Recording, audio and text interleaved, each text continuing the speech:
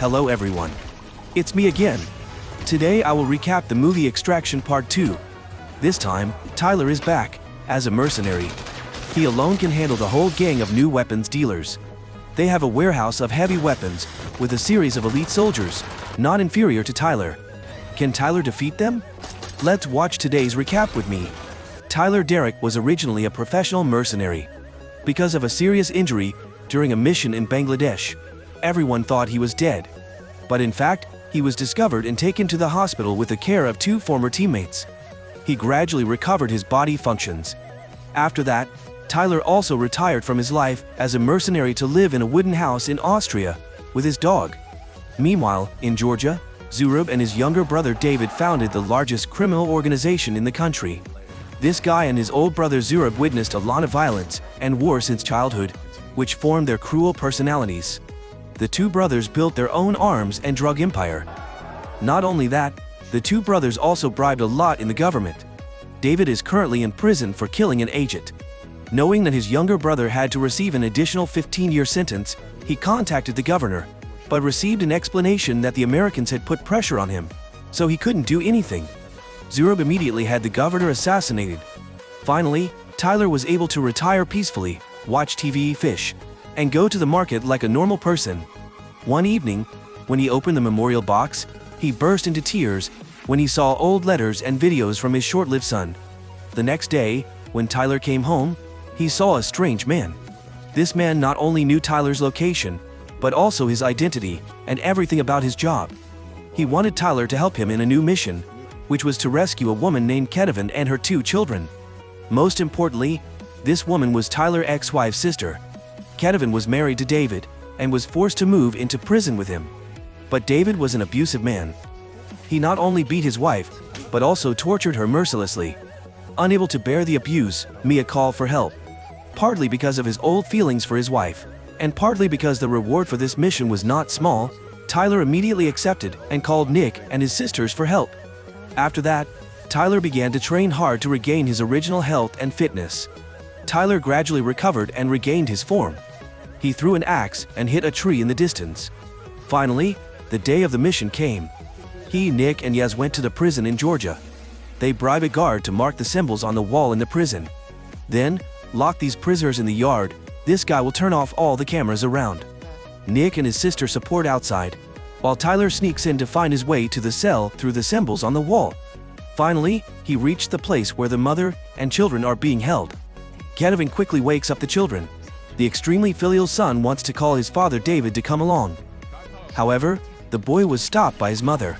But when leaving, Mina accidentally drops her toy and makes a noise. Tyler steps on it to destroy it, but it's too late. A prisoner discovers it and whistles to call the other prisoners out, causing chaos. The mother and children run away with Tyler. Tyler breaks the lock to an abandoned hallway. Unfortunately, the electricity has been restored. The alarm bells are ringing everywhere. Every path is surrounded by guards. Tyler has to lead the mother and children to another path. Ironically, the door leads right into the tiger's den. The place was surrounded by other prisoners. They rushed to grab Tyler's gun. He fought with them and was forced to shoot one of them to scare the others. He then set a mine to open the door, taking the three away in time, before the prisoners attacked again. Tyler's action this time led to a riot. Other prisoners rushed out to beat the guard and steal the key. Thanks to Yaz's guidance, Tyler found a slide on the ceiling. He pushed the three of them out to where Nick and Yaz were helping. However, when Tyler and Kevin managed to climb up, David appeared and attacked them. Kevin was immediately knocked down. Each curse from David was accompanied by a blow like a thunderbolt to Tyler. Because Tyler was unable to react in time, he was attacked continuously. Kevin saw the danger of the situation and also ran to grab David's neck. Although it was useless, it was enough time for Tyler to counterattack. Tyler quickly pressed David's face into the stove, then tore off his hand, causing him to feel like he was going to die. Finally, killing David with a stab to the neck. At that time, a group of prisoners had chased to the end of the corridor. So Tyler told Nick to take the children away, and he would find another way out. The riot also brought the police here, and a fierce battle broke out between the two sides. Tyler and Kevin were also forced to cross this battlefield to escape. He could only walk and shoot, but unfortunately, His ammunition was limited, and he could not shoot randomly. The prisoners saw Tyler, and were just waiting to pounce on him. Tyler quickly counterattacked them. Kevin next to him used his shovel to increase his momentum. Finally, Tyler's gun ran out of bullets. Tyler had no choice but to put down his gun and use a knife to fight hand-to-hand with them. Tyler had to fight many people while protecting Kevin. Tyler then hugged Kevin and threw out a grenade. The explosion opened up an opportunity for the two of them. But at this moment, Tyler was hit hard in the head, and his face was dizzy for a moment. Tyler was bleeding from the head. One of them took the opportunity to carry Kevin away. Tyler regained his composure, chased after them, grabbed the police shield to both defend and attack. The shield helped him avoid the petrol bombs. Tyler used his burning hand to punch these guys without missing a single hit. He punched these guys until his hand was tired and the fire went out. Finally, Kevin was saved. Nick and her men also promptly collapsed the door to support and get both of them out. But bad news also came. At this time, Yaz warned that David's gang, Nagazi, was chasing them. The group left in a bulletproof car, firing a shot that blew up the prison door. When they got out, Tyler instructed the kids to put on bulletproof vests and hide in the back seat. And they clashed with the Nagazi gang. The Nagazi opened fire on Tyler's car. Luckily, his car was bulletproof. A chase broke out. Nick and the others quickly returned fire, flipping several of their vehicles. But there were too many enemy vehicles ahead. Charging in would be like seeking death. Tyler steered the car through the forest. The motorcyclists chased after them. Although they killed a few, the motorcyclists outnumbered the Yuan army. They threw grenades at Tyler's group vehicle, causing it to explode. At this point, the group only had Tyler and Nick's vehicle left. They drove over the group of motorcyclists. One of the motorbikes was so busy that it hit a tree and rolled over. At this time, the Nagazis were frantically shooting, wanting to break the car's windshield. The innocent son asked his mother why his uncle's men wanted to shoot they. But right when they were about to reach the gathering place, Tyler's car was hit by a bomb, flipping it over. Nick and Yaz quickly turned their car around to cover for Tyler's group to get out of the car. Her car was also quickly turned into scrap, so the whole group ran away from the assassins on foot. The bad guys kept firing behind them. Tyler's mercenary group, relying on the complex terrain of the factory, successfully escaped the assassins. However, the chaos injured Kevin's daughter. They boarded a waiting train, taking them all out of Georgia. But things did not go smoothly. While Tyler was bandaging Nina's wound, the Nagazi outside came chasing him by helicopter. After that, Tyler continued to climb onto the roof of the train to deal with the remaining helicopter. Tyler was almost killed by their return fire. The Nagazi took this opportunity to have their soldiers jump down and walk towards the train. They thought they could control the train to stop. Unexpectedly, Nick was waiting to continue the attack. She continuously shot them. Because the enemies had bulletproof vests, this method was ineffective. Nick switched to a tactic of attacking their weak points, attack one by one. Finally, she defeated everyone, threw one of them out of the train, but Nick was also injured. Meanwhile, another group of Nagazi successfully broke the door, broke into the train, and wanted to capture Kevin and her son. At this time, Tyler returned and started fighting them, single-handedly fighting a bunch of people with only a gun. The two sides fought fiercely. Tyler took turns knocking them down with the butt of his gun while the train was still moving. Kevin's eldest son, Sandro, was trembling with fear. Tyler continued to search the train when a helicopter opened fire. Luckily, he quickly hid in time to destroy all the enemies. He climbed onto the roof of the car, took out his machine gun to fight, and attacked the helicopter. But inside, Nick discovered that the enemies had damaged the braking system, and the road ahead was dead end. Tyler only had time to tell Kevin and her 3 children to hold on to the safety net. Immediately after, the train derailed and rolled away. Fortunately, everyone was fine. Everyone turned to the water to move. At this time, Kevin's son refused to leave without his father. Kevin told his son the truth that his father had died at Tyler's hands. Sandro looked at Tyler with a very resentful look. The boy hit Tyler, but nothing could change. Meanwhile, Zurab received news that his younger brother David had died because of someone, not because of a feud between gangs. He kept watch over his brother's body, remembering his father's old words that he had to protect his brother to the last drop of blood. He swore that he would avenge this revenge at all costs. On this side, Sandro could only board a waiting plane with everyone. But when they weren't paying attention, Sandro stole the satellite phone, hid in the bathroom, and called Zurab. Zurab manipulated Sandro into thinking that his mother was a maniac and planned to assassinate his father. Sandro tells Zurab where they are going. Hours later, the plane lands in Austria, where Tyler's men hide in a hotel. While Yaz is handling paperwork for the three of them, Sandro believes that his father put them in jail just to protect them from rival gangs. But Tyler says that David really wanted to kill his mother. Of course, Sandro doesn't believe Tyler. On this side, Zurab immediately gathers the most volunteer Nazi soldiers to hunt down his brother's killer. His uncle also advises him that Zurab is wasting the soldiers' lives. Back in Austria, after hearing Tyler's family story, Sandro feels guilty and confesses that he called Uncle Zurab and told him where he is. A helicopter appears in the sky. The Nazi had chased them here. Tyler immediately took everyone to escape. At this time, Sandro texted Zurab to meet him in the alley behind the building. Kevin saw her son's unusual behavior. She knew right away that he had revealed the location. She angrily questioned Sandro, but the boy only had his father in mind. At this moment, the helicopter had frantically fired into the house, with the motto of killing by mistake rather than letting go. So he didn't care about the life and death of Kevin and her children. When they finished sweeping and were about to turn around, Tyler took out a grenade launcher, but unfortunately there was no one left. They dropped people on the rooftop, and the hotel below was also surrounded. The police saw the riot and also came, but were mercilessly shot by the Nazi. The police didn't expect the enemy to have such strong firepower. Inside, everyone had gotten into the car, but Sandro opened the door and ran away, forcing Yaz to chase after him. While Tyler's group left first, the Nazi blocked the roads and kept shooting at them, forcing him to retreat. Sandro ran to Zurab. He put down his gun and called his nephew to his side. At this moment, Nick drove to the rescue. Unfortunately, they shot her once and flipped the car, but luckily Nick was fine. However, Zurab refused to let the two of them go. While fighting back fiercely, he threw grenades to find a way to escape in the garage. At this time, Kevin and her children were trembling and hiding inside. Tyler had to fight alone against the enemy. He shot down a group of people and fought with his bare hands with the remaining one. This guy slashed many times trying to kill Tyler. Finally, Tyler pushed him into the car and killed him with a grenade.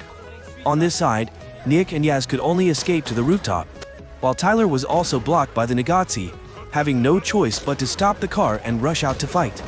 A police helicopter flew in, but the Nazi fired a rocket that exploded the helicopter. They shot Joket at the ground task force, and the two newly arrived police cars were destroyed. Tyler killed them and could only take the Kevin family back to the hotel. On the hotel rooftop, Nick and Yaz launched a surprise attack, wanting to take down the guard to steal the helicopter. Unexpectedly, there were too many of them. Nick, despite her fighting skills, was still no match for their numbers. She contacted Tyler for reinforcements. Tyler had gotten outside and was struggling with the Jokets. Zurab chased Tyler but missed. He contacted his men to block all the exits, determined to keep Tyler at bay. On the rooftop, the Yar sisters were struggling. These assassins were like reincarnated cattle. Tyler had also arrived, and he placed a grenade in the elevator. Then he continued to massacre enemy. Nick sent his younger brother to pick up Tyler's family, and she alone took on the two big guys. They wanted to push her to her death, but Nick was no pushover. In the end, Nick fell onto the roof with a soldier, both of them unconscious. Inside, Tyler saw Nick about to slide down, and immediately accelerated to kill the last soldier. In a hurry, he broke the window in time, catching Nick at the last second. But when both of them were still hanging in the air, Zurab appeared, arrogantly shooting Tyler's hand. He wanted to enjoy the feeling of tormenting Tyler. He probably didn't expect Nick to suddenly wake up and break the glass under his feet. Now Zurab was hanging like them. Tyler used all his strength to throw Nick into a room. Thanks to that, Nick found Kevin and her son in time and saved them. On the roof, Tyler and Zurab climbed up, starting a one-on-one battle, unequal in strength, neither giving in. Finally, when Tyler pulled out his knife to finish Zurab off, the glass shattered, causing Zurab to fall into the room below, unconscious. With no time left, Tyler ran to the helicopter. But unexpectedly, when Yaz just got there, she was shot by Zurab. Taking advantage of the moment Zurab's gun ran out of bullets, Tyler managed to get Yaz onto the helicopter and leave. Zurab could only watch. But Yaz's injuries were too severe, and he passed away. Everyone fled to Tyler's cabin in the woods. Nick was extremely sad and took care of his brother's funeral. Tyler came to comfort Nick. Outside, someone arrived. It was Mia, Tyler's ex-wife. She came to reunite with her sister. Tyler also apologized to Mia for leaving her alone to face her son's death. At that time, Tyler was also so sad that he chose to hide. Meanwhile, Zurab was eating when his uncle advised him to stop. They had lost too many people because of a woman. Now they had Sandro. However, Zurab did not listen to his advice and eliminated his uncle. The uncle knew he would die from a bullet, but did not think it was his nephew's gun. This made Sandro see his uncle's true face. It turned out that Sandro had chosen the wrong person. Zurab took the initiative to contact Tyler, asking to meet him privately to negotiate. Ignoring Nick's objections, Tyler armed himself. He wanted to solve this matter alone without Nick joining him. Then, he drove straight to the meeting point. Here, he killed all the guards on the roof, then blew up Zurab's car and plane. Knowing that Tyler had arrived, Zurab immediately sent his men to fight. Meanwhile, Zurab led Sandro to run away. Tyler started to advance, blowing up every vehicle he saw and killing all the brats in his way. Although he defeated the last assassin, Tyler was also seriously wounded in the abdomen. However, he still chased Zurab to the church to save Sandro, not knowing that this was a trap waiting. Zurab had attached a series of bombs to Sandro to prevent Tyler from shooting him. If Tyler just shot him, Sandro would be blown to pieces. After that, this pervert forced Sandro to kill Tyler to avenge his father. However, Sandro repented. Although he knew Tyler was the one who killed his father, he could not pull the trigger. In the end, the boy put down the gun. Zurab looked at his nephew with disappointment. He was about to kill Tyler himself. At this moment, Nick suddenly appeared. Zurab then used Sandro as a shield. Because Sandro revealed his location, so her younger brother died. She hated this kid Sandro so much. She originally intended to kill both Sandro and the devil. But Nick's kindness prevented her from doing it. When Zurab was distracted, Tyler signaled Sandro to take the remote control and escape from Zurab. Nick took out another gun and shot Zurab, but she was also hit and seriously injured. Tyler controlled Zurab, and a new fight broke out. They grabbed whatever they could find nearby, like bricks, screwdrivers, and sharp nails, and started to fight each other. On this side, Sandro took the bomb off of him and kept apologizing to Nick. Giving her the remote control, Tyler and Zurab continued to fight relentlessly. After a while of being dizzy, Tyler picked up a large nail and stabbed Zurab repeatedly, but he was too strong. With some magical strength, he still tried to attack Tyler. Finally, Tyler grabbed a new gun and headshot him. Then, Tyler rushed to Nick. At this moment, the Austrian police also arrived and arrested everyone. Several days later, when Nick and Tyler is in jail, Nick was also taken care of. That afternoon, Mia visited Tyler and told him that Kennevin and her children had been put under witness protection. However, all of their assets had been confiscated. Tyler told Mia to give them the money he had hidden under the floorboards. After that, Mia also told Tyler that before her son died, she told her son that he left them to save the world. So in the boy's heart, his father is a hero. Sometime later, they are released by the mysterious man from the beginning of the film, request to clear Tyler if he agrees to take on another mission. Tyler was hesitant at first but then agreed. As soon as he said, he would also take Nick with him. The movie ended here. Tyler is still on a mission to save people no matter what the circumstances. Finally, he found peace in his heart. Maybe to others, you are just grass, but to your family, you are the sky. So live your life to the fullest with them. You can live outside of society with one or two faces, but there is only one place where you can be true to yourself, and that can only be your family. Thank you very much for your support so that the channel can develop like today. If you find it interesting, please give me a like and a comment about this movie. Especially, please subscribe to the channel to follow my recap the movie recap. See you again, my dear friends.